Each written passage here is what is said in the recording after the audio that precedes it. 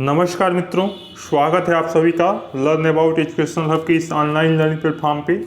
प्यारे मित्रों, साथियों, आर्य, अनुज, अनुजा, जितने भी लोग इस वीडियो को देख रहे हैं उनका स्वागत है। इसके पहले मैं बिजनेस मैनेजमेंट के एक पार्ट में बना चुका था, जहाँ पे मैं कुछ चीज़ों पे बात कर चुका था कि मैनेजमेंट क्या होता है, बिजनेस क्या होता है, बिजनेस मैनेजमेंट क्या होते हैं। ठीक है, बिजनेस मैनेजमेंट के क्या क्या कैरेक्टरिस्टिक्स होते हैं, क्या क्या प्रोसेस होते हैं, क्या क्या एलिमेंट्स होते हैं। ठीक है, फिर हम बात की थी प्लानिंग की बात की थी, फिर ऑर्गेनाइजिंग की बात किए थे, और फिर स्टॉपिंग की जैसे ही बात कर रहे थे तब तक कुछ इशू आ गया फ़ोन में, उसके वजह से हम वीडियो वहीं पे स्टॉप करना पड़ा। उसके लिए हम क्षमा चाहते हैं, क्योंकि मेरा मकसद था कि उस पूरे वीडियो में 1-1.5 घंटे की जो भी वीडियो बनती, मैं पूरी कोशिश कर रहा था कि एक ही वीडियो में वो लेक्चर मिल जाए आपको।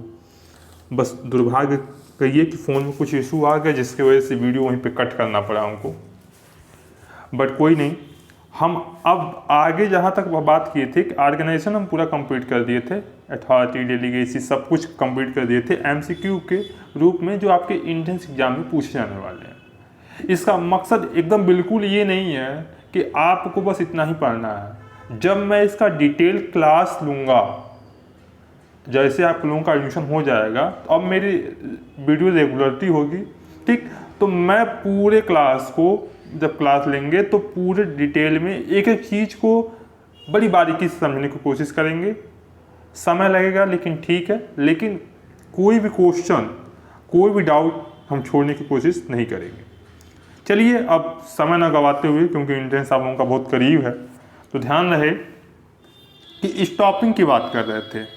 किसकी बात कर रहे थे? स्टॉपिंग की। ये स्टॉपिंग की बात कर रहे थे। स्टॉपिंग मैंने बताया था कि द मैनेजेरियल फंक्शन है। क्या है? Managerial function of directing and the controlling. एक तो डायरेक्ट कर रहा है बंदा, ठीक है, और एक क्या कर रहा है? कंट्रोल कर रहा है। ठीक है, बात क्लियर हो गई? आगे देखते हैं। May not be possible in the absence of stopping. कह रहा है नॉट पॉसिबल है, ठीक है, ऑब्सेंस ऑफ स्टॉपिंग। ठीक है, फिर आगे क्या कह रहा है, ध्यान सुनिएगा। Requirement, selection, training and development, placement, promotion and transfer, job description and job specialisation, job evaluation, performance, appraisals. ठीक है, ये सब जो बातें कर रही हैं, ये वेरियस ऑफ स्टाफ के बारे में बात कर रही है। भाई इतना क्यों कह रहा है? कहने का मतलब उसका ये है कि अगर हमको स्टाफ चाहिए, क्या चाहिए? स्टाफ चाहिए, तो हम उसको रिक्वायरमेंट करेंगे, ठीक है, सिलेक्शन करेंगे, सिलेक्शन के बाद ट्रेनिंग करवाते हैं। ट्रेनिंग इसलिए करवाते हैं कि क्या उसके बारे में उसको नॉलेज है। नॉलेज नहीं है तो मेरे ऑर्गेनाइजेशन में कैसे काम होता है उसको जानने की ज़रूरत है, कि कम समय में, कम प्राइस में, ठीक है, मैक्सिमम आउटपुट हम ले सकें। ये बात क्लियर हो गई? ठीक है, तो उसके क्या स्पेशलाइजेशन है, क्या जॉब इवैल्यूएशन है, परफॉर्मेंस क्या है, अप्रेजल क्या है, ठीक है, उसको सेपरेशन क्या है, वेरियस ऑर्गेनाइजेशन के स्टॉप कैसे होते हैं, सबके अलग अलग डिफरेंस होते हैं। लेकिन एक बात जो कही जाती है, मैंने कल भी इस वीडियो में बताया था कि राइट पीपुल और राइट जॉब। कहने का मतलब है कि स्टॉपिंग क्या करता है? राइट पीपुल को राइट जॉब दिला जाता है। मैंने कल एक एग्जाम्पल लिया था कि अगर मार्केटिंग का बंदा है, अगर मैं उसको फाइनेंस दे दूँ, फाइनेंस का बंदा है अगर मैं उसको मार्केटिंग दे दूँ, प्रोडक्शन का बंदा है, प्रोडक्शन का बंदा है अगर मैं उसको क्या कर दूँ, सेल्स का जॉब दे दूँ, तो क्या ये कर पाएगा?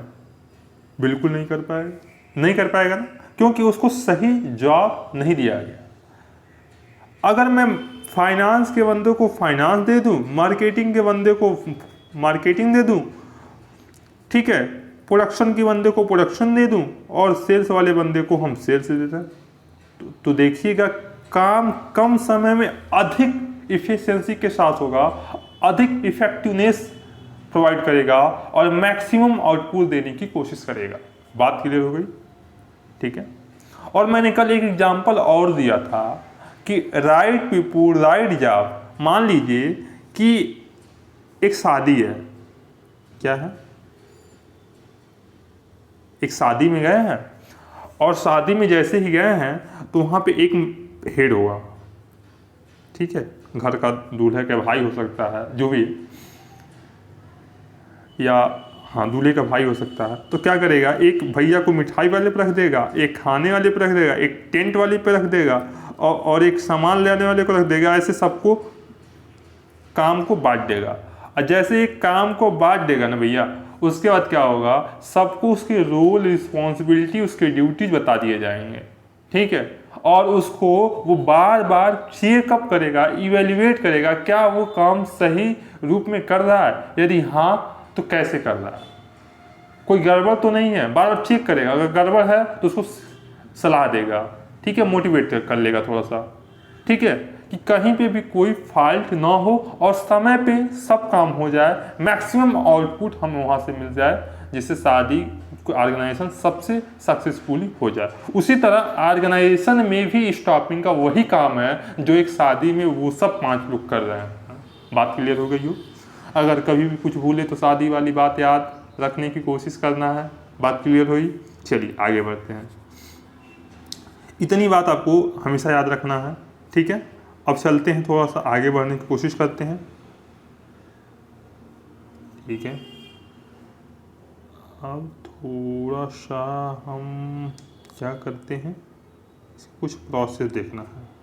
चलिए प्रोसेस देखते हैं किसकी भैया। स्टॉपिंग का प्रोसेस इम्पॉर्टेंट है, ठीक है। ये पूछता है एग्जाम में, तो पूछ सकता है कि which of the following is not a process of stopping, ठीक है, या इनमें से कौन ऐसे तत्व हैं जो स्टॉपिंग के मतलब प्रक्रिया में नहीं आते हैं, ठीक है। तो ध्यान सुनिएगा। मैन पावर की प्लानिंग बिल्कुल आती है, रिक्वायरमेंट होती है, बिल्कुल होती है, रिक्रूटमेंट बिल्कुल होती है। अगर मान लीजिए कि एक ऑर्गेनाइजेशन है, हम यहाँ पे एग्जांपल देते हैं और यहीं से याद करिएगा, तो मैन पावर की ज़रूरत पड़ेगी, बिल्कुल पड़ेगी। तो जब मैन पावर की प्लानिंग हम करेंगे तो जाहिर सी बात है, इस तरह भी देख सकते हैं, एक सेकेंड, कि अगर एक ऑर्गेनाइजेशन है, कोई भी ऑर्गेनाइजेशन है, तो उसमें काम करने के लिए लोगों की आवश्यकता होगी, यानी मैन पावर की आवश्यकता होगी। मैन पावर की प्लानिंग करेंगे, बिल्कुल करेंगे। सेकेंड नंबर पे अगर मैन पावर की प्लानिंग कर रहे हैं तो क्या उनको रिक्रूटमेंट करने के लिए हम एडवर्टीजमेंट देंगे, यानी हम रिक्वायरमेंट की बात करेंगे, रिक्रूटमेंट की बात करेंगे। रिक्रूटमेंट जैसे करेंगे तो उसके बाद उनमें से बहुत सारे रिक्रूटमेंट के फाइल्स आएंगे, उसमें से हम कुछ लोगों को सेलेक्ट करेंगे, सिलेक्शन का बात करेंगे। फिर क्या करेंगे, प्लेसमेंट की बात कर लेंगे, फिर इंडक्शन की बात कर लेंगे। जैसे इंडक्शन कर लिए, उसके उनको प्रॉपर ट्रेनिंग दिलवा देंगे, ठीक है।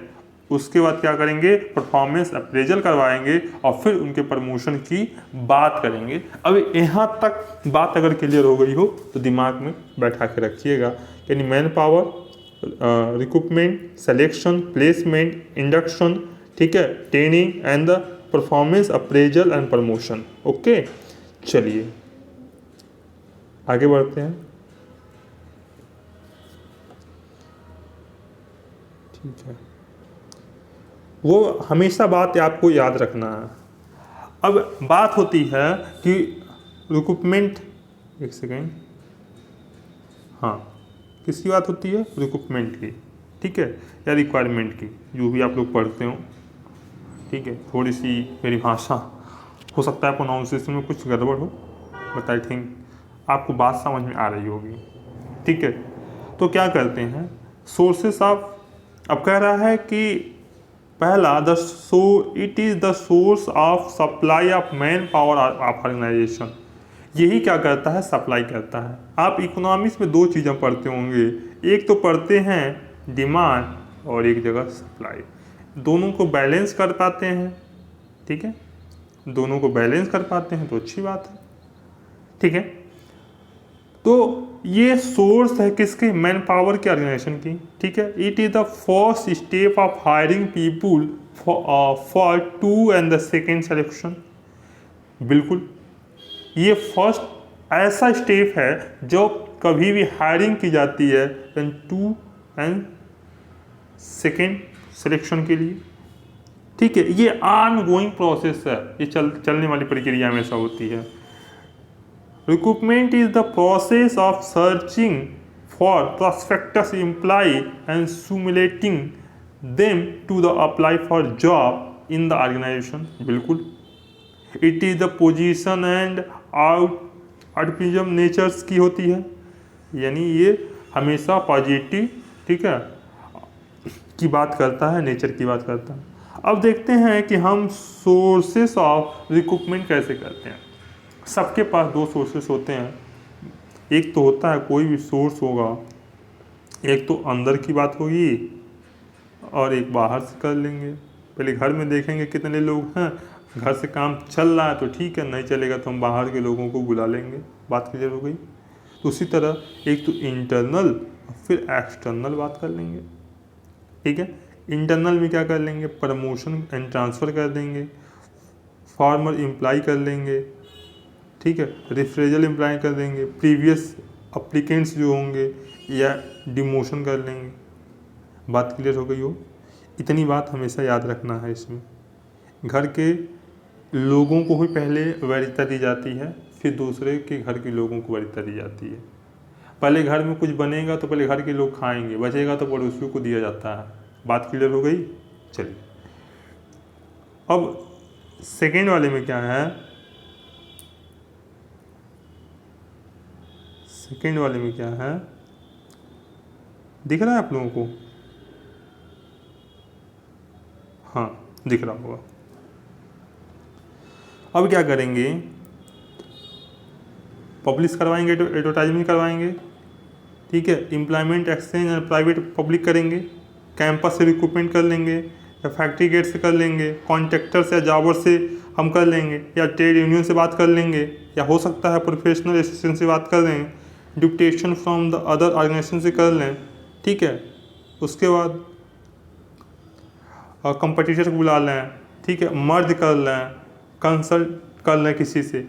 ये सब की सब प्रोसेस क्या है, एक्सटर्नल है, बाहरी है। ठीक है, बात क्लियर हो गई हो। यानी सब के सब प्रोसेस क्या है, एक्सटर्नल है। बात क्लियर हो गई। चलिए, अब ये बातें जब कुछ समय बाद आप जाएंगे तो ये ह्यूमन रिसोर्स में आपको पढ़ने को भी मिलेगा, ह्यूमन रिसोर्स मैनेजमेंट में। बात क्लियर हो गई। चलिए फिर देखते हैं आगे। चलिए अब बात करते हैं, ठीक, अब इसके प्रोसेस के बारे में बात करेंगे।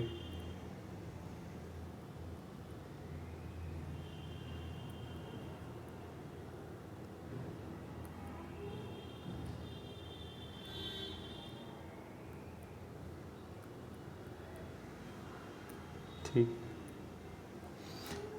कि क्या प्रोसेस होते हैं इसके, ध्यान से सुनिएगा। एक तो फार्मूलेटिंग रिक्वायरमेंट प्लान करेंगे, रिक्रूटमेंट प्लान करेंगे, डेवलपिंग रिक्रूटमेंट स्ट्रेटजी बनाएंगे, बिल्कुल ठीक है, फिर सर्च ऑपरेशन करेंगे, फिर डिटरमाइनिंग ऑफ स्कैनिंग प्रोसेस करेंगे, फिर मॉनिटरिंग एंड फीडबैक लेंगे। ये प्रोसेस होते हैं। ऐसे ही पूछ सकता है कि कितने प्रोसेस हो सकते हैं, तो पहला नंबर, दूसरा नंबर, तीसरा नंबर, 4 नंबर, 5 नंबर, यानी 5 प्रोसेस होते हैं। हो सकता है कि आपके एग्जाम में पहला पूछ दे या लास्ट पूछ दे, तो लास्ट वाले में monitoring and the feedback is the last process of recruitment process होता है। ठीक है, चलिए आगे देखते हैं क्या है। देखो, हमने पहले कहा था रिक्रूटमेंट की बात करें, फिर सिलेक्शन की बात करेंगे। तो सिलेक्शन में देख लीजिए भैया, it is the costly and the time consuming process. भाई सिलेक्शन कराएंगे तो टाइम लगेगा ना बंदों को हायर करने में, पैसा खर्च होगा कि नहीं होगा। ठीक है, अच्छा लोग को चयन करना तो थोड़ा वक्त लगेगा, थोड़ा पैसा खर्च करना पड़ेगा, बिल्कुल। Selection means choosing most suitable candidate for the available candidate. जितने भी लोग, मान लीजिए यहाँ पे 100 लोग हैं, हमको 5 लोगों को सिलेक्शन लेना है, ठीक है, तो हम इन 100 लोगों में से जो कैंडिडेट हैं, अब इनमें से मान लो कि 2 ही हमारे सूटेबल हैं, लेकिन हमको 5 लोगों को हायर करना है, मजबूरी है हमारी, तो हम क्या करेंगे, जो इसमें से बेटर होंगे 5 लोगों को हम सेलेक्ट कर देंगे, क्योंकि हमारे पास जितने भी अवेलेबल कैंडिडेट हैं उनमें से ही सूटेबल कैंडिडेट को हमको सेलेक्ट करना है अपने ऑर्गेनाइजेशन के लिए, अपने ऑर्गेनाइजेशन के गोल को कंप्लीट करने के लिए। चलिए, it is the systematic process होता है, बिना सिस्टमैटिक प्रोसेस के कभी सिलेक्शन नहीं लिया जा सकता। तो क्या पूछ सकता है कि selection is not a systematic process, ठीक है, और ऑप्शन दे देगा उसमें से है या नहीं है, आपको चूज करना है कि है या नहीं। डायरेक्ट पूछ सकता है एस या नो में, तो ध्यान रहे, ठीक है। It is a high and one side practice, बिल्कुल ठीक है। परमिसिव नेचर के होते हैं, बिल्कुल होते हैं, ध्यान से सुनिएगा बात को। चलिए अब आगे देखते हैं।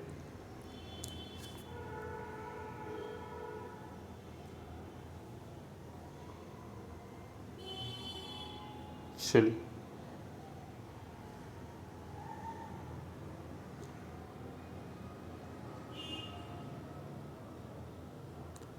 कि जितना बता रहे हैं भैया ना, एग्जाम में जो भी क्वेश्चन बनेगा ना, इससे बाहर नहीं बनेगा, मेरी गारंटी है, ठीक है।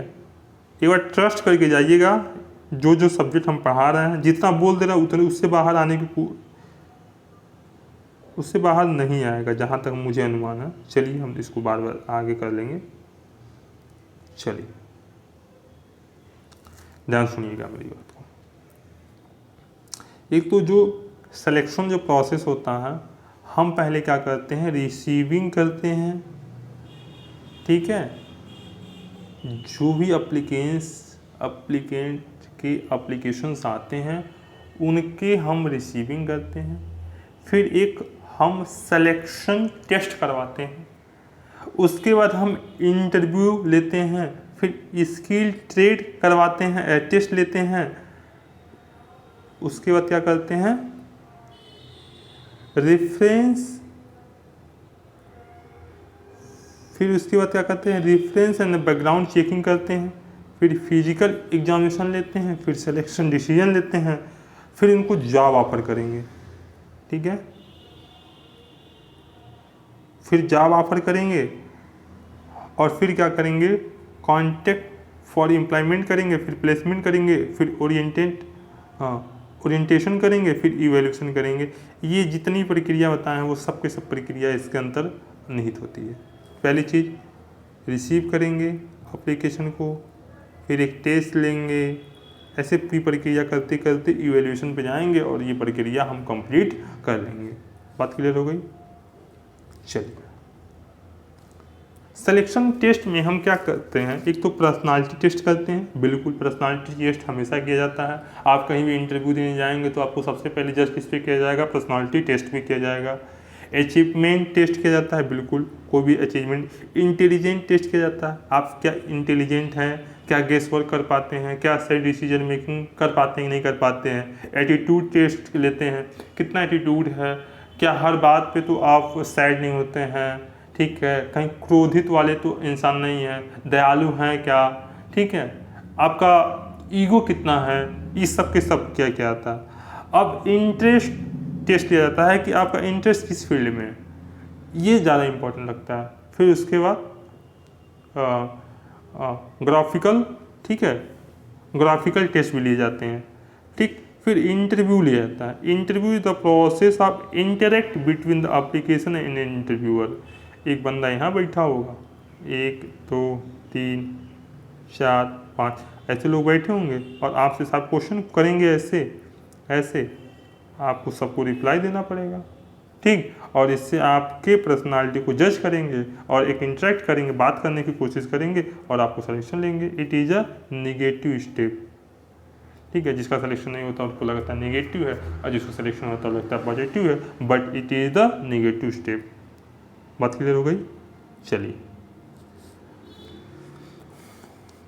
अब कह रहा है कि टाइप ऑफ इंटरव्यू क्या होते हैं। टाइप ऑफ इंटरव्यू ध्यान रखिएगा, ठीक है। टाइप ऑफ इंटरव्यू, एक तो पैनल इंटरव्यू होगा जो अभी मैंने बताया, एक नॉन डायरेक्टिव इंटरव्यू होगा, ठीक है, एक डेप्थ इंटरव्यू होगा, एक स्ट्रेट इंटरव्यू होगा, ठीक, एक वॉक इन इंटरव्यू होगा, ठीक है। तो बस इतना इंटरव्यू ध्यान रखिएगा कि कोई भी इंटरव्यू हो सकता है। यदि बोर्ड इंटरव्यू हो सकता है, एग्जिट इंटरव्यू हो सकता है, ठीक है। तो डिपेंड करता है कि आप किस फील्ड के लिए, किस काम के लिए जा रहे हैं, तो उस हिसाब से आपके इंटरव्यू, बहुत सारे इंटरव्यू होते रहते हैं। बात क्लियर हो गई? It is the checking the test of, ठीक है, कि सब तरह से आपको टेस्ट किया जाता है। बिल्कुल। चले बात करते हैं अब आगे किसकी,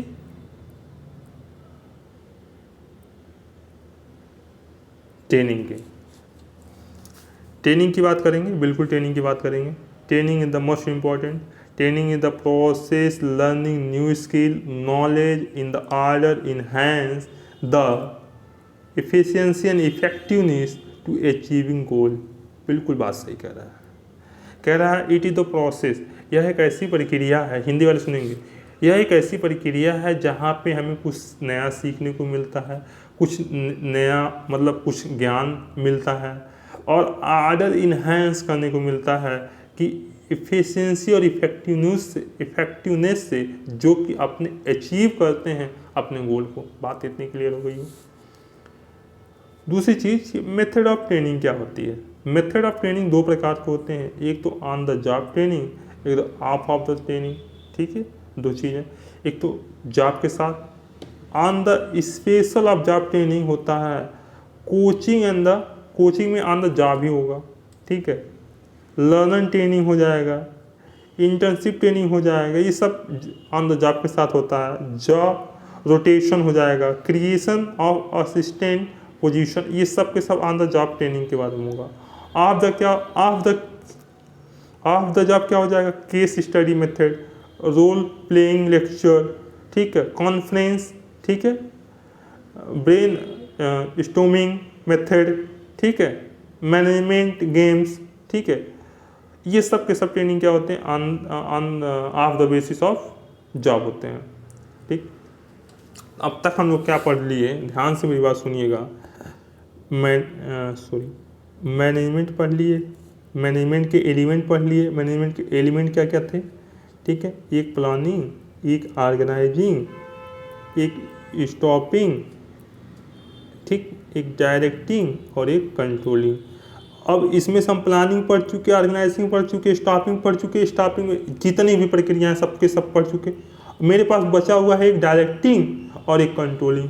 अब इस वीडियो को हम जल्दी से ख़त्म करने की कोशिश करेंगे। चलिए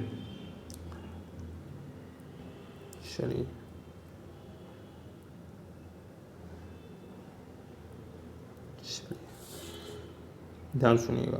directing is the power step of management process, ठीक है, and aim at encourage subordinate through. कहने का मतलब ये है कि डायरेक्टिंग एक ऐसी प्रक्रिया होती है, एक ऐसा पावर होता है जो कि हम पीपुल्स को, जितने भी मैनेजमेंट के प्रोसेस होते हैं, अपने गोल को अचीवमेंट करने के लिए हम डायरेक्ट करते हैं। और डायरेक्टिंग करने का मतलब होता है कि हम उनको एक सही राह से, एक सही वे में अपने गोल को अचीवमेंट करने के लिए उनके बीच कोऑर्डिनेशन बैठा सकें। जितने भी सब ऑर्डिनेट थ्रू होते हैं, जितने भी लोग होते हैं, उनको एक वर्ड में, टू वर्ड में, डिपार्टमेंटल में, ठीक, ऑर्गेनाइज कर सकें, ठीक।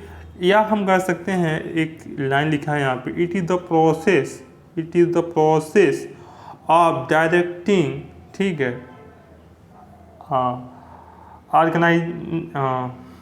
ऑर्गेनाइजेट्स एट टॉप लेवल मैनेजमेंट, ठीक है, through proper chain in the flow draw the supervisory level management, and from there it is a good down worker for the purpose of operation. It is the enhance of operations। कहने का मतलब है कि directing जब भी होगी तो वो टॉप लेवल से लेके जब लो लेवल तक होगी तभी डायरेक्टिंग होगी। एक बात हम यहाँ से कहेंगे तो ऐसे ऊपर धीरे धीरे जाएगी। ऐसी थोड़ी ना है कि अब हम मान लीजिए कि यहाँ एक मैनेजर है और यहाँ का मैनेजर है, एक तो होती है कि बात ऐसे जाना चाहिए, इस तरह से आएगा उस तरह से बात जाएगी, लेकिन अगर ये ऐसी बात कर लेते हैं, ठीक है, तो गड़बड़ बात है ना भाई, तो ऐसे बात नहीं करते हैं। लेकिन डायरेक्टिंग में क्या होती है, जो प्रक्रिया दी गई है, जो प्रक्रिया दी गई है तो आपको प्रोसेस ऐसे ही जाएगा, इस मैनेजमेंट के बाद इस मैनेजमेंट में इसी प्रक्रिया के थ्रू जो जाएगा, यानी एक सीक्वेंस में होगा। ठीक है, ध्यान से मेरी बात सुनिएगा। अब आगे चलते हैं। राइटिंग समझ में आ गई, थोड़ा बहुत, ज़्यादा नहीं पूछेगा इसमें, सुनिएगा। पूछ देगा कि एलिमेंट ऑफ राइटिंग क्या है, तो जो भी इशूज आर्डर होंगे, फिर guiding, consulting, coaching and supervising, ये इंपॉर्टेंट है। The element of writing, issue orders, guiding, consulting and the coachings and the supervising, ये तीन मोस्ट इम्पॉर्टेंट है। ठीक है, कोई भी इशू आएगा आर्डर पे तो वो डायरेक्टिंग करेगा, गाइडिंग किसी को करना है, किसी को कंसल्टिंग करना है, कंसल्ट करना है उसमें भी हो सकता है, काउंसलिंग किसी को करना है तो वो भी हो जाएगा, किसी को कोचिंग करना है तो भी हो जाएगा, सुपरवाइजरिंग करना है तब भी वो डायरेक्टिंग के ही बात में आ जाएगा। अब इसमें और आ जाएगा कि motivation is the most important. ठीक है भाई, मोटिवेशन, अगर मान लो कि हम कोई गोल ओरिएंटेड है, ठीक है, ये ऑर्गेनाइजेशन है, इसमें इसका ये गोल को अचीव कर रहे हैं, अचीव करने के बीच में इनको ऐसा लगे कि हम नहीं कर पाएंगे, तो वो डायरेक्टिंग वाला एक बंदा बैठा होगा, ये इनको मोटिवेट करेगा, यार तुम सब कुछ कर सकते हो, यार तुम्हारे अंदर इतना पोटेंशियल है कि तुम कुछ भी करके दिखा सकते हो, तुम्हारे जैसा कोई है यहाँ पे, ऐसे मोटिवेट करने की कोशिश करेगा और उसके अंदर एक आग भर देगा, और जैसे ही आग भरेगा फिर वो अपनी मंजिल की ओर दौड़ता हुआ चला जाएगा। बात क्लियर हो गई है? ठीक, तो मोटिवेशन ऐसा काम करता है। दिया ना कि इट इज़ द, ठीक है, constituent of process of directing. ठीक है, motivation means as a process, ठीक है, कि सिमुलेटिंग कर पाएंगे, पीपुल्स टू बी एक्शन, ठीक है, जो भी होगा उसके बाद डिजायर गोल के प्रति, हमने कहा डिजायर गोल के प्रति। It is a possible, negative भी हो सकता है, फाइनेंशियली, नॉन फाइनेंशियली, एक्सट्रीम, ठीक है, ये सब के सब हो सकते हैं। हो सकता है कि मोटिवेशन दो प्रकार के भी हो सकते हैं, ध्यान से सुनिएगा। ये मोटिवेशन एक पॉजिटिव भी हो सकता है और एक नेगेटिव भी हो सकता है। भाई आप काम कर रहे हैं तो आप जैसे जैसे काम करेंगे, अगर आपको सक्सेस मिल रहा है तो आपको मोटिवेशन अधिक मिलता जाएगा। नेगेटिव, अगर काम नहीं हो पा रहा है तो नेगेटिव होगा। कोशिश कर रहा है लेकिन आप करने की कोशिश नहीं करेंगे, बार बार आपने जो टारगेट दिया गया उसको नहीं करेंगे तो आपको डिमोटिवेट भी फील होने कोशिश हो सकते हैं। चलिए आगे बढ़ते हैं। ठीक है, it is the base, it is a need based concept, ठीक है, होलिस्टिक कॉन्सेप्ट, ठीक है, साइकोलॉजिकल, ठीक है, ये भी हो सकते हैं। बिना साइकोलॉजी के कुछ होने वाला है? बिल्कुल नहीं होगा भैया, ये इंपॉर्टेंट है। द थियरी ऑफ मोटिवेशन बहुत इंपॉर्टेंट है, द थियरी ऑफ मोटिवेशंस, ठीक है। तो इसको देखते हैं कौन कौन से मोटिवेशन हैं।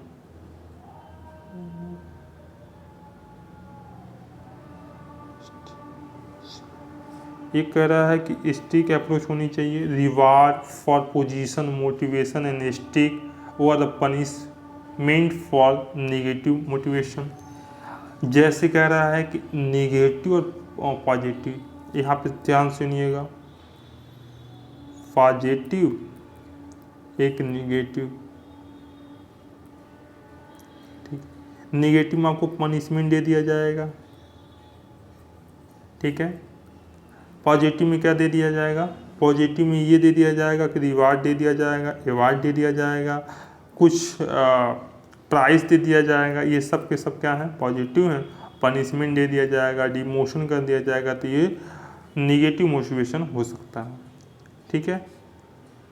मैस्लो जो थे 1943 में कुछ चीज़ें कहते हैं, ध्यान सुनना मेरी बात को।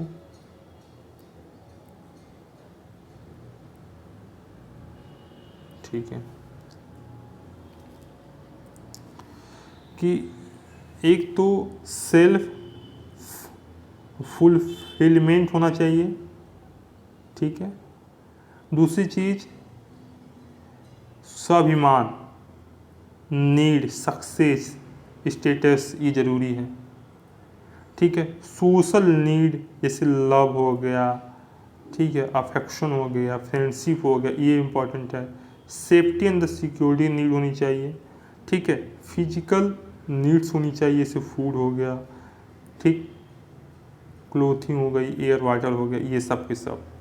यानी कहने का मतलब है, मैस्लो ने ये कहा था 1943 में कि हमको एक तो सेल्फ फुलफिलमेंट होना चाहिए, अपने स्वाभिमान से कभी समझौता नहीं करना चाहिए, हमारी जो सोशल नीड्स है यानी लव है, अफेक्शन है, फ्रेंडशिप है, उसको भी बरकरार रखना चाहिए। सेफ्टी एंड द सिक्योरिटी होनी चाहिए, यानी protection and order and stability होनी चाहिए, ठीक है। फिजिकल नीड्स में से फूड्स होनी चाहिए, क्लोथिंग होनी चाहिए, एयर वाटर होनी चाहिए, ये सब के सब किसकी बात कर रहा है, नीड ऑफ, ये नीड होनी चाहिए। हम सेल्फ फुलफिलमेंट है, अपने स्वाभिमान से कभी समझौता नहीं करेंगे क्योंकि हम सक्सेस हो जाएं, ठीक है। हमारे स्वाभिमान पे कोई ठेस पहुंचाएगा तो हमको अच्छी बात नहीं लगेगी ना, तो वो ज़रूरी है, ठीक है। हमारे अपने स्टेटस जो भी है, अब कोई कहे कि अपने सोशल मीडिया से दूर रहो, तो नहीं रह सकते भैया ना, क्योंकि हम भी तो कहीं फ्रेंडशिप है हमारे, कहीं अफेक्शंस हैं, कहीं लव है, तो हम उसको नहीं छोड़ सकते ना।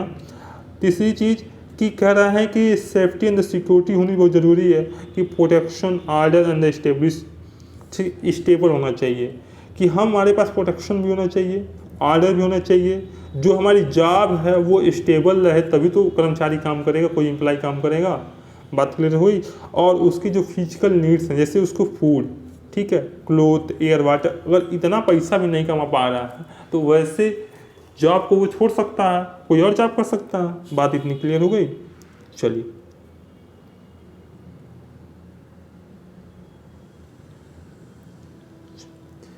अच्छा हाँ, ये ज़्यादा इंपॉर्टेंट है, हो सकता है कि एग्जाम में एक क्वेश्चन यहाँ से देखने को मिल जाए कि हर्बज के 2 फैक्टर्स, ठीक है, थियरीज क्या क्या क्या हैं, ठीक है। एक तो मोटिवेशनल, एक होता है हाइजीन फैक्टर्स, ठीक है। तो ज़्यादा बात नहीं करेंगे, थोड़ा सा बात करेंगे। एक तो होता है सिक्योरिटी एंड स्टेटस की बात करेगा, एक तो रिलेशनशिप विद द सबऑर्डिनेट की बात करेगा, एक तो रिलेशनशिप विद द पीयर्स की बात करेगा, एक पर्सनल लाइफ के बारे में बात करेगा, एक सैलरी की बात करेगा, एक वर्क कॉन्फिडेंस की बात करेगा, एक सुपरविजन की बात करेगा, ठीक। भाई आसान भाषा में समझने की कोशिश करते हैं। सबके पास सिक्योरिटी होगी, स्टेटस होना चाहिए अपना, मतलब उतना पैसा कमाए कि कुछ अपना स्टेटस मेंटेन कर सके। रिलेशनशिप होनी चाहिए विद सबऑर्डिनेट के बाद, रिलेशनशिप होनी चाहिए पीयर्स के बाद। अपनी कुछ पर्सनल लाइफ है उसको भी जिए, सैलरी भी अच्छा मिलना चाहिए, वर्क कॉन्फिडेंस होना चाहिए, सुपरविजन होना चाहिए, रिलेशनशिप विद द सुपीरियर्स होना चाहिए, कंपनी पॉलिसी एंड एडमिनिस्ट्रेशन भी होना जरूरी है। ये फैक्टर्स, जो भी फैक्टर्स हमने बात किया, ये हाइजीन फैक्टर्स की बात करता है। मोटिवेशनल में से उसकी ग्रोथ हो रहा है कि नहीं हो रहा है, ठीक है, वो अपनी रिस्पॉन्सिबिलिटी को कंप्लीट कर रहा है कि नहीं कर रहा है, ठीक है, रिकग्नाइजेशन है कि नहीं है, ठीक है, वर्क इट सेल्फ है कि नहीं, अचीवमेंट मिल रही है कि नहीं मिल रही है, ये सब के सब मोटिवेशन की बात कर रहा है। बिल्कुल, आगे बढ़ते हैं, ठीक है। तो ये बात हमेशा याद रखिएगा। अब हम थोड़ा सा आगे बढ़ते हैं, ठीक है। एक तो XY थियरी बात करेंगे बिल्कुल, ठीक है। MC, क्या है, MC ग्रेगॉन की बात कर रहा है, और ये हमेशा पूछता है ये किसने लिखा था, तो आप नाम याद रख लीजिएगा, ठीक है। इसमें XY थियरी है, देखते हैं क्या करता है। XY theory, peoples dislike the work and avoid it possible, ठीक है। It is the promised and the negative approach होती है, ठीक है। They have to want control, बिल्कुल। They work on directly and the order, ठीक है। Employee are not intelligent and dislike any change, ठीक है। ये थोड़ा सा निगेटिव अप्रोच की बात करता है। और आगे देखते हैं वाई क्या कहता है, इम्प्लाई लाइक द वर्ड, ठीक है। तो एक तरह से हम समझ सकते हैं एक्स और वाई, एक्स निगेटिव है, वाई पॉजिटिव है, ठीक है, ये ज़्यादा इम्पोर्टेंट रखता है, ठीक है। इम्प्लाई एक्स क्या करता है, वाई क्या करता है कि ये अपने इम्प्लाई लाइक करता है वर्क को टू एज ए गेम, अपने जो भी वर्क है उसको लाइक करता है और एक जैसा गेम खेलते हैं उसमें उससे खेलता है। लेकिन वही वाई ऐसा काम नहीं करता, वो डिसलाइक करता है, ठीक है। They do not want any order, ठीक है, ओरिएंट टूवर्ड देयर गोल, ठीक। ये काम बहुत ज़रूरी है। अब वही काम ये उल्टा करता है वाई, इसलिए वो निगेटिव की बात करता है, ठीक है। दे आर इन्वेंट, मतलब कुछ नया करने की विचार रखता है कौन, वाई, ठीक है। वो नया कुछ कोई भी चेंजेस लाना ही नहीं चाहता है, कौन, वाई। तो इसलिए एक्स और वाई, एक्स और वाई, क्या आप कभी भी एक्स और वाई थ्योरी में कौन से थ्योरी को आप अपनाना चाहेंगे अपने लाइफ में, हमें कमेंट बॉक्स में ज़रूर बताइएगा। अगर आप एक सीरियस कैंडिडेट हैं तो ज़रूर बताइए, क्या आप एक्स के पीछे जाएंगे, थ्योरी के पीछे जाएंगे कि वाई के थ्योरी के पीछे जाएंगे, ठीक। अपना कमेंट जरूर दीजिएगा, मैं कमेंट का रिप्लाई जरूर दूंगा, ठीक। चलिए, एक होता है जेड थियरी, ठीक है, length of employment in long term के लिए, decision making on the basis of operation, बिल्कुल, रिस्पॉन्सिबिलिटी, बिल्कुल, evaluating and the promotion, controlling job specialisation and the corner of employment and personal persons, ठीक है, organisational environment. अच्छा, मैंने एक environment की क्लास बनाई है, ठीक है, आप लोग जाएंगे तो एक इन्वायरमेंट की क्लास है मेरी, उसको जरूर देखिएगा, बहुत ज़्यादा फायदा मिलेगा। हो सकता है एक दो क्वेश्चन आपके एग्जाम में वहीं से भी देखने को मिल जाए, ठीक। तो ये बात करता है, ठीक, जेड थियरी, ठीक है, WG उची के, ठीक है, यूएसए और जापान के थे। तो ये बात ये कहते हैं, तो length of employment, decision making, responsibility, evaluating, promotion, the controlling job description, ठीक है, ये सब के सब बात करते हैं, ठीक।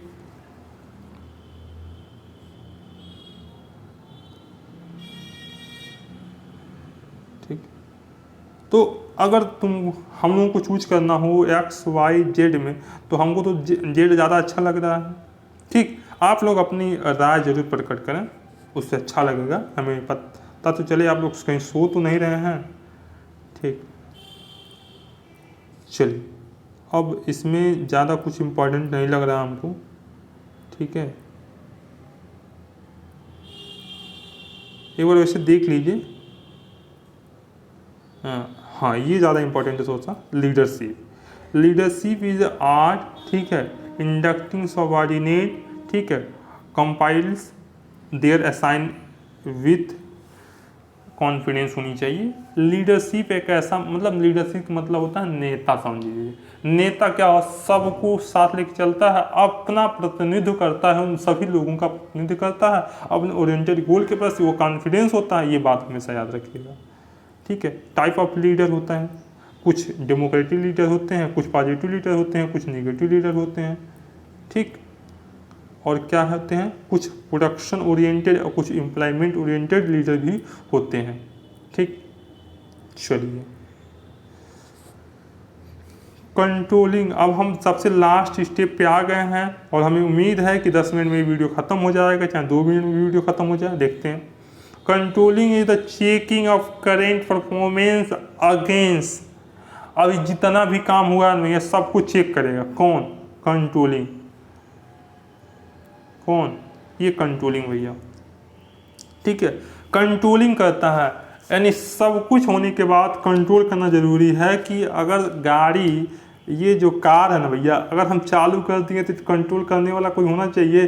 पता चले हम चालू करके तो आगे बढ़ रहे हैं, गाड़ी कहीं अपने जो गोल पहुंचना चाहिए, हमको पहुंचना है लखनऊ, ठीक, और गाड़ी जा रही है लखनऊ से पहले ही कट के कहीं और जा रही है, तो हमको यहाँ से कंट्रोल करके लखनऊ की ओर शिफ्ट होना चाहिए। और वो काम करता है कंट्रोलिंग वाला भैया। ठीक, करेंट परफॉर्मेंस को जज करता है, चेकिंग करता है, कहीं गलती होती है उसको संभालता है, फिर नई रास्ता दिखाता है, उसको कंट्रोल करता है अपने ओरिएंटेड गोल को अचीवमेंट करने के लिए। बात क्लियर हो गई हो? ठीक है, हमेशा अपने ओरिएंटेड गोल को अचीवमेंट करने के लिए जो भी प्रक्रियाएं अपनाना होगा वो अपनाएगा, चाहे किसी भी सिचुएशन में हो। ठीक है, अब देखते हैं it is the continuous and universal process. हर समय उसको क्या करना पड़ता है, ये प्रक्रिया अपनानी पड़ती है। ठीक, कोई 2 मिनट में ही रास्ता भटक जाता है, कोई पूरे दिन चलता है, नहीं भटकता है। तो हर व्यक्ति के सामने हर तरह के कंट्रोलिंग पावर रखनी पड़ती है। Action is the essence of control. बिल्कुल, control it mean not end. Control का मतलब ये नहीं है कि वो इंड हो जाएगा। ठीक है, ये हमेशा पॉजिटिव फोर्सेस होते हैं and it is the forward looking होती है। बात क्लियर हो गई है? आगे बढ़ते हैं। इसके भी कुछ प्रक्रियाएं होती हैं।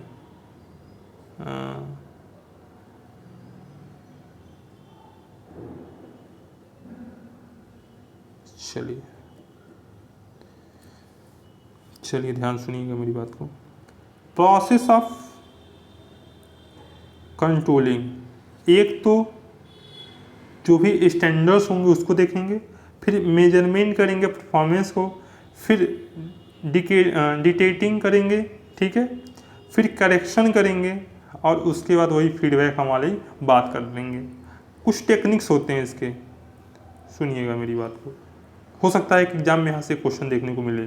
ठीक, अगर एग्जाम में अगर क्वेश्चन बनने के चांसेस होंगे, एक तो बजटरी, एक नॉन बजटरी और एक मॉडर्न। बजटरी मतलब इनकम और एक्सपेंडिचर्स हो सकता है, टाइम एंड स्पेस हो सकता है। ठीक है, कैश बजट हो सकता है, कैपिटल एक्सपेंडिचर्स हो सकता है, वेरिएबल हो सकता है, जीरो हो सकता है। नॉन बजटरी मतलब स्टैटिकल डेटा हो सकता है, पर्सनल ऑब्जर्वेशन हो सकता है, BEP एनालिसिस हो सकता है। ठीक है, ठीक, स्पेशल एनालिसिस रिपोर्ट हो सकता है, इंटरनल ऑडिट हो सकता है। ठीक है, मॉडर्न प्रोग्राम्स क्या क्या हैं, इवेल्युएशन रिव्यू कर सकते हैं और क्रिटिकल पाथ, ठीक है, मेथड कर सकते हैं। ये सब के सब टेक्निक्स होते हैं कंट्रोलिंग करने के लिए। एक तो हम बजट के माध्यम से कर सकते हैं, एक नॉन बजट के माध्यम से कर सकते हैं, मॉडर्न से कर सकते हैं। ठीक, यानी हम इनकम एक्सपेंडिचर से कर सकते हैं, टाइम एंड स्पेस से कर सकते हैं, मटेरियल से कर सकते हैं, करेंट बजट से कर सकते हैं। ये सब के सब प्रक्रिया ये ज़्यादा इम्पोर्टेंट है, ये थोड़ा सा देख लीजिएगा। हम कोशिश करिएगा कि एक बार स्क्रीनशॉट ले लीजिए, आप याद कर सकें। चलिए, ठीक, यहीं पे हमारा जो बिजनेस मैनेजमेंट है वो कंप्लीट हुआ। ठीक, किसके लिए? एंट्रेंस के लिए। ठीक, तो आप लोग कमेंट बॉक्स में जरूर बताएं आपको ये वीडियो कैसा लगा। अगर बात समझ में आई हो तो कमेंट में बॉक्स करें। इसके बाद हम जो वीडियो लेकर आने वाले हैं वो बैंकिंग के क्वेश्चंस लेके आने वाले हैं। ठीक है, उनको भी एकदम डिटेल से बात करेंगे। वहाँ से भी 5-6 क्वेश्चन आपके एग्जाम में जरूर देखने को मिल जाएंगे। तो कोशिश करिएगा कि इस वीडियो को मैक्सिमम लोग तक शेयर करें जो इस बात को पहुँच सके। और तब तक मिलते हैं एक नई वीडियो में, तब तक बने रहिए हमारे चैनल पर। ठीक है, कोई भी दिक्कत हो तो ज़रूर कॉन्टेक्ट करें।